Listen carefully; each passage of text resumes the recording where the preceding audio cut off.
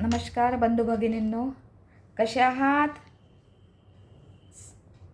सर्व चांगलेच असाल. हसत राहायचं, लोकांनाही हसवत राहायचं, आनंदी राहायचं, खुश राहायचं, आलेल्या संकटाचा सामना करायचा. प्रत्येक माणसांना संकटही येतच असतात, नाही का? सुखाच्या नंतर दुःखाची पायरी, दुःखाच्या नंतर सुखाची पायरी, आहे की नाही? म्हणून हे सुख दुःख येतच राहतात. प्रत्येकाने आनंदित राहायला पाहिजे. म्हणून एक गीतकार लिहितोय, जे मतिमंद किंवा दिव्यांग क्षेत्रात काम करतात, ते लिहितात की स्वर्गात आकाश गंगा, गंगेला सोनेरी काठ.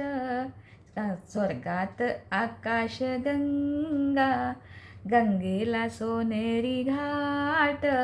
घाटाला पायऱ्या 100, घाटाला पायऱ्या 100. झाला आनंद आली बहार, झाला आनंद आली बहार. म्हणजे काय करायचं? आपण आपला स्वतःचं मन हे सुंदर ठेवायला पाहिजे, आहे की नाही? स्वर्ग कोणी पाहिला? कोणीच नाही, पण आपण कल्पना करायची आहे की स्वर्ग आहे, तिथे आकाश आहे, आकाशगंगा आहे की नाही? अशी एक कल्पना करायची. बंधूंनो बघा, आता उन्हाळा संपत आलेला आहे आणि आता जून महिना 26 जूनपासनं किंवा आता उन्हामुळे थोडी लेट काही शाळा सुरू होतील. त्याचप्रमाणे दिव्यांगांच्यासुद्धा शाळा सुरू होत आहे. प्रत्येक जिल्ह्यामध्ये दिव्यांगांच्या शाळा आहेत, काही काही तालुक्याच्या ठिकाणी मतिमंद प्रवर्गाच्या शाळा आहेत. मी आता आपल्याशी बोलते ते बौद्धिक अक्षम मतिमंद मुलांच्या पालकांसोबत आपल्याला संवाद करायचा आहे.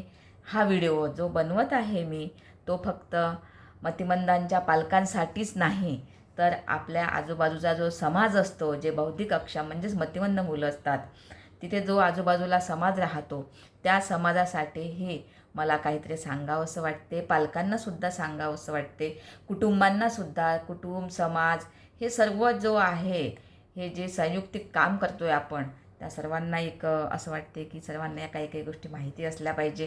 कारण मतिमंद मूल ज्या घरात जन्माला येतं, त्या घराची, त्या कुटुंबाची अवस्था फार बिकट असते, फार वाईट असते. म्हणून आपल्याला त्यांना सहकार्य करायला पाहिजे. सहानुभूती नको. मी नेहमी सांगत असते की सहानुभूती नाही, सहकार्य करा. तर एखाद्या आपल्या घरात जर मतिमंद मूल जन्माला आलं, तर पहिल्यांदा त्याला मान्य करा की ते खरंच मतिमंद आहे. जे आता तुम्ही डॉक्टरांचा सल्ला घ्याल किंवा त्याचं जे राहणं आहे, का जसे नॉर्मल मुलं 1-1.25 महिन्यामध्ये बघतात, स्माईल करतात, नंतर 3 महिन्यात पालथे पडतात, कोणी 6 महिन्यामध्ये, जसा जसा त्यांचा कालावधी असतो त्याप्रमाणे ते नॉर्मल आपल्या सगळ्यांना पालकांना माहिती असतं किंवा आईवडिलांना, आज घरातल्या लोकांना माहिती असतं की याचं जे आहे राहणं, बोलणं, हे ते.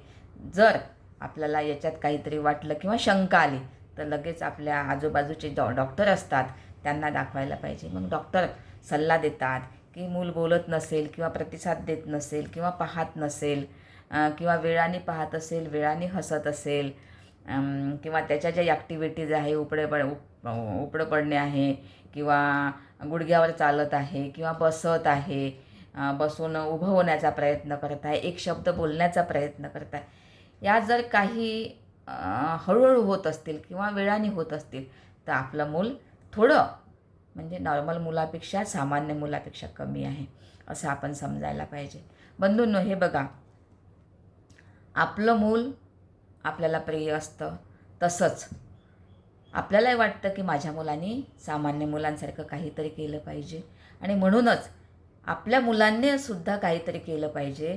मग आपलं मूल जमेल तोपर्यंत 2 वर्षाचं होतं, 3 वर्षाचं होतं, 5 वर्षाचं होतं, तोपर्यंत हे कुटुंब काय करतं, ज्यांच्या घरात बौद्धिक अक्षम मुलं आहे, ते कुटुंब काय करतं की वाट पाहत असतं. पण अर्ली इंटरव्हेन्शन म्हणजे 0 ते 3 वयोगटातील, 3 वर्ष वयोगटातील जे मुलं आहे, तर जसं आपल्याला माहिती पडलं की माझं मूल मतिमंद आहे, तसंच त्याला त्याच्या जे थेरपी सेंटर असतात, आजूबाजूला आपल्या कुठे असतात, डॉक्टरांच्या सल्ल्याने, जे सोशल वर्कर असते त्यांच्या सल्ल्याने, किंवा तुमच्या आजूबाजूला ज्या शाळा असतात दिव्यांगांच्या, कुठली शाळा असो, मूकबधीर, मतिमंद असो, अपंग असो, अस्थिव्यंग असो, किंवा मतिमंद कुठल्याही शाळेत गेलं तरी तुम्हाला प्रत्येक शिक्षक हा सल्ला देत असतो की हा मुलगा मूकबधिर नाही, तर हा मुलगा मतिमंद आहे. जर तुम्ही मतिमंदांच्या शाळेत गेलं आणि तिथे जर तुम्ही मूकबधिर मुलगा घेऊन गेला तर तिथे पण ते सांगणार आहे की हा मुलगा मतिमंद नाही, मूकबधिर आहे. म्हणजे प्रत्येक शाळेमध्ये ही तुम्हाला माहिती मिळू शकते. म्हणून जमेल तोपर्यंत विशेष शाळेमध्ये जाण्याचा प्रयत्न करा बंधूंनो. हे बघा, तुम्ही आपला वेळ वाया न घालवता पालक काय करतात की पालक आपली मुलं जी आहेत ती पहिल्यांदा आपल्या गावातल्या शाळेत टाकण्याचा प्रयत्न करतात. आता गावातल्या शाळेमध्ये टाकणं म्हणजे काय की जी नॉर्मल मुलं, एका शाळेमध्ये 30-40 मुलं असतात, एका वर्गात 30-40 मुलं असतात, किंवा आता मराठी शाळेचं प्रमाण थोडं कमी झालं आहे तर विद्यार्थी पटसंख्या घसरलेली आहे. कारण आता कॉन्व्हेंटकडे समाज वळलेला आहे, त्याच्यामुळं मराठी शाळेला थोडा धोका आहे. तर तिथे कमीत कमी 20-30 मुलं असतातच एका वर्गामध्ये. जर 20-30 मुलं एका वर्गात असेल तर तेथील काम करणारा शिक्षक जो आहे तर तो सामान्य मुलांकडे लक्ष देईल की विशेष मुलांकडे लक्ष देईल. तर त्याचं लक्ष आपल्या सामान्य मुलांकडे जास्त असतं आणि विशेष मुलांकडे त्याचं लक्ष कमी असतं. दुर्लक्ष नसतं त्यांचं, पण त्यांचं लक्ष कमी असतं. पण त्यांच्या ज्या समस्या आहे, कोणाच्या, जो मतिमंद मुलगा आहे, जो हा बौद्धिक अक्षम विद्यार्थी आहे, तो ज्या मराठी शाळेमध्ये, नॉर्मल शाळेमध्ये, सामान्य शाळेमध्ये तुम्ही जेव्हा टाकता तेव्हा त्या शिक्षकाला शिकवण्याचा, म्हणजे तो विशेष शिक्षक नसतो, तो सामान्य शिक्षक असतो, सामान्य D.Ed झालेला असतो तो, आहे की नाही. तर याचं जे आहे याचं प्रशिक्षण हे वेगळं असतं, याचं विशेष शिक्षण असतं. तर विशेष शिक्षणामध्ये जो व्यक्ती शिक्षण घेईन, प्रशिक्षण घेईल, तो या मुलांकडे जास्त लक्ष देऊ शकतो. म्हणून पालकांना मी आपणास नम्र विनंती करेल की आपलं मूल जमेल तोपर्यंत आपल्याला माहीत झालं आहे की नाही की माझं मूल बौद्धिक अक्षम आहे, मी ॲक्सेप्ट केलेलं आहे, माझं मूल मतिमंद आहे, तर मी मतिमंद शाळा कुठे आहे याचा शोध घेतला पाहिजे. जर बंधूंनो आपण गावखेड्यात असाल तर आपण पंचायत समितीमध्ये जाऊन विचारायचं, आपल्या तालुक्याच्या ठिकाणी जाऊन विचारायचं कशा शाळा पाहिजे, माझं मुलं असं आहे. तिथे जे विषय शिक्षक असतात काही, ते सुद्धा आपल्याला मार्गदर्शन करतात आणि ते सांगतील की तुम्हाला तालुक्याच्या ठिकाणी पाठवायचं असलं तर तालुक्याच्या ठिकाणी जर शाळा असेल तर ते तुम्हाला तालुक्याच्या ठिकाणी पाठवतील, या शाळेमध्ये तुम्ही जा. आता अमरावती जिल्ह्यामध्ये, अमरावतीमध्येच 5 शाळा आहेत. निवासी मतिमंद विद्यालय अमरावती ही एक निवासी मुलांसाठी एकच शाळा आहे की जिथे मुलं वसतिगृह असल्यामुळे वसतिगृहात राहू शकतात. प्रयास विशेष मुलांची शाळा आहे की ज्या आजूबाजूचे जे लोक आहेत, जे विद्यार्थी आहेत, जे कुटुंब आहेत, तर ते आपल्या पाल्यांना प्रयास स्पेशल शाळेमध्ये टाकू शकतात. त्याचप्रमाणे राजापेठला दौलतभाई देसाई मतिमंद मुलांची शाळा आहे, तिथेसुद्धा आपला पालक आपल्या मुलाला, तिथे पण आपण जवळ पडत असेल तर तिथे टाकू शकता. शारीरिक मतिमंद जी आहे, जी शाळा आहे ती जी आता मला वाटते नवसारीला होती, ती आता इकडे मार्डी रोडला इनला या ठिकाणी आलेली आहे, तिथे आपण टाकू शकता. आणि ACC आशादीप ही आपल्या कॅम्पला आहे, जे कोर्टाच्या बाजूला मागच्या साईडला आहे, तिथे पण आपले मुलं जवळपासचे असेल तर तिथे पण आपले बौद्धिक अक्षम मुलं आपण शाळेत नेऊन टाकू शकता.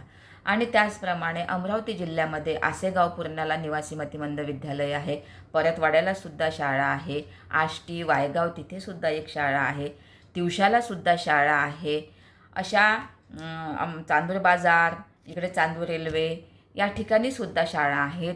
पुलगावला शाळा आहेत वर्धा जिल्ह्यामध्ये जवळपास. अशा भरपूर शाळा आहे का जिथे आपल्याला त्या शाळेचे पत्ते मिळतील.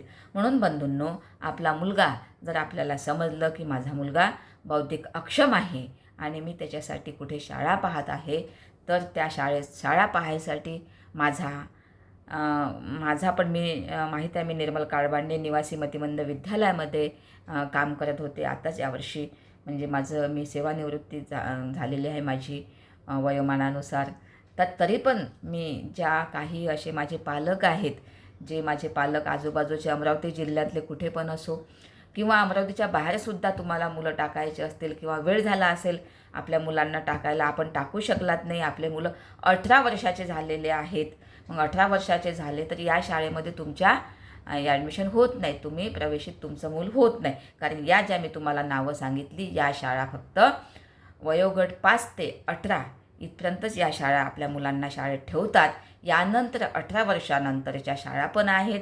वाशिममध्ये शाळा आहे एक जी तिथे काम करते, आणि एक शेगावला शाळा आहे, संत गजानन महाराज निवासी मतिमंद विद्यालय, तिथे पण शाळा आहे.